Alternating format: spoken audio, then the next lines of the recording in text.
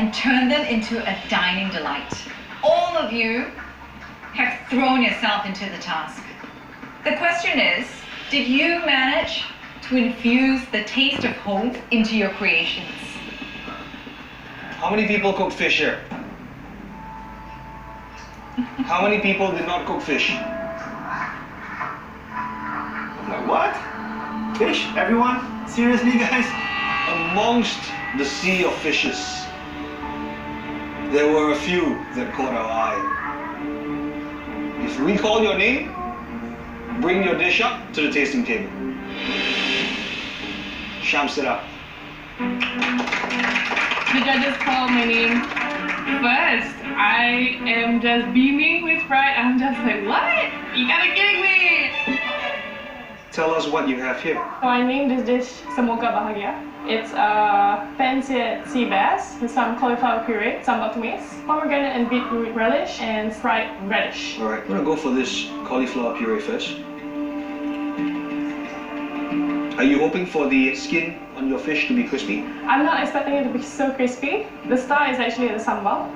I'm very intrigued by the fried radish. Uh-huh. Radish is usually very watery. How did you get it kind of crispy? I coated it in flour and some corn flour. Your dish does what it says on the box. It's modern, it's Malay, but most importantly, it is tasty. I think this is like my mother tasting my food when Damien comes about. Is your mother very critical? Oh, she is. I can be. I came from a time when Malay cuisine was unbelievable. I'm kind of expecting that today.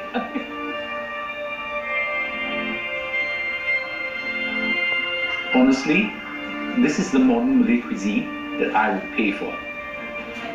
Thank you so much. You may take the dish back. Hold on, I finally arrived at Masterchef. Next up, Aaron. This dish I really went with what I know. It's very simple looking, but it's got a lot of things happening. So I'm pretty confident of how things would turn out, my chefs. Ooh, tell us what you've made here. It's basically a pan-seared sea bass with deep-fried cauliflower, some oven-roasted capsicum, and a light fish broth, and I made some foam out of the fish broth as well, and a ginger too. I love the way it looks. Thank you. It's elevated and makes me want to dive in. Please do.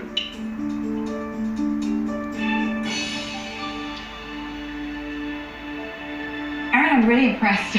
Thank you. I mean, a lot of people don't cook capsicum really well. The longer you cook capsicum, natural sweetness comes out of it. And that's really flavored the soup. This, tell me if it's still crispy. I hope you can hear it. This is exactly like your lapchong biscuit.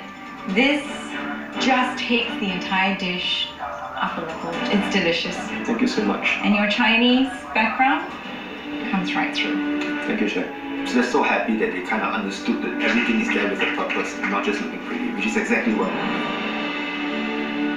want. The next person we're calling up, Lydia. I'm very surprised that they called me out for the top 3 dishes. Totally unexpected. Well, you've got a good dish in front of us. So what's the paste on the fish? Sambal paste. If I recall correctly, cauliflower fried rice. Yeah, and pomegranate raita. I also recall you had some problems with your fish skin. The first fish, I fried it quite early on and it became a little soggy. And while I was flipping the second fish, I kind of broke it. So I decided I'll remove the skin from the soggy fish and fry it again to get a crispy fish skin.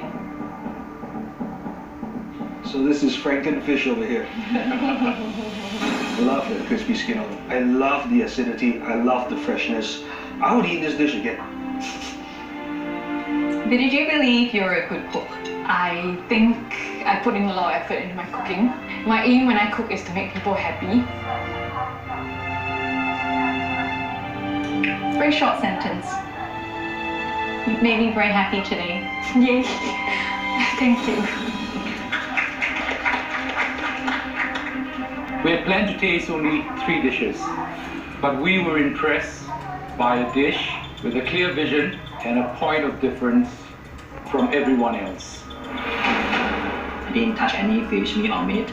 So I think judge will be like thinking I'm quite different from them. Maybe he will try mine. Yeah. Jen, bring us your dish.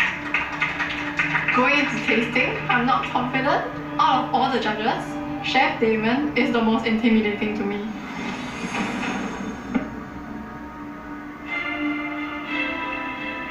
What do you got? It's my take on steak and egg sandwich.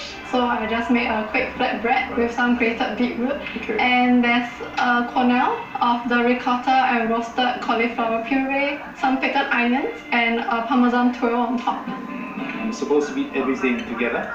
Yes.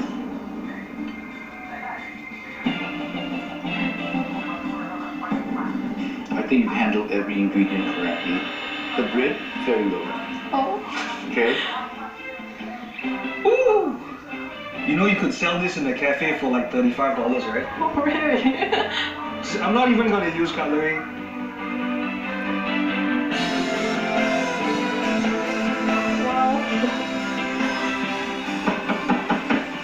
This was a legit steak sandwich.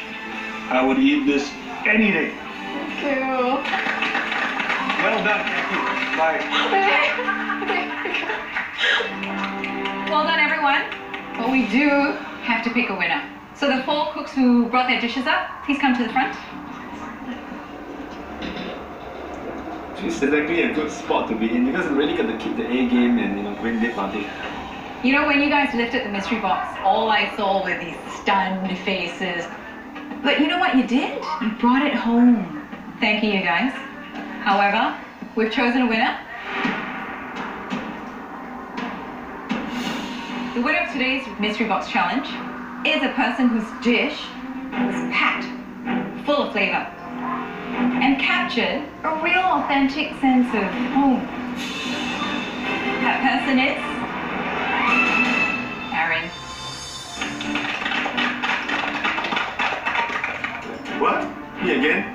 Winning 2 challenges in a row. I'm over the moon, I'm happy. Half a second after that, I feel the pressure coming in because all eyes on me now. 3 of you lovely ladies can head back to your benches. Thank you. I've got to beat him the next time round. Aaron, you're now in the box seat. You get to pick the theme that everyone has to cook with in today's invention test. How does it feel to be making the choice that affects everyone's chances? Please don't hate me, guys. Aaron, come with us to the pantry. Right.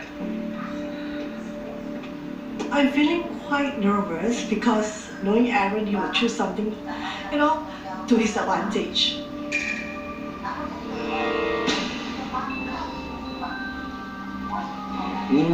What is this? Ooh, more scary stuff. Today's invention test